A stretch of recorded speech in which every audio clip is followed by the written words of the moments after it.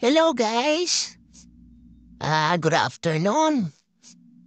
Dito guys, habang binabaybay ko yung Bacoor, may naka-high beam guys. Yung araw naka-high beam. Kaya boom, silaw lahat ng dumadaan. Kaya pag dumaan ka dito, ako, sobrang nakakasilaw guys. Kaya kami yun dyan guys, dahan-dahan lang sa pagtakbo. Kasi hindi mo alam minsan, meron pala sa kalsada nakaharang, di mo nakikita. Lalo na pad, presidential area yan. Yan, isang diretso yan, sobrang nakakasilaw.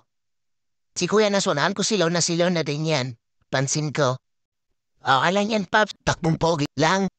Kaya sa mga dumadaan dito, bandang 5 or 6, nako, dandahan lang kayo guys ha. Yun lang. Ride safe always. God bless. Thank you.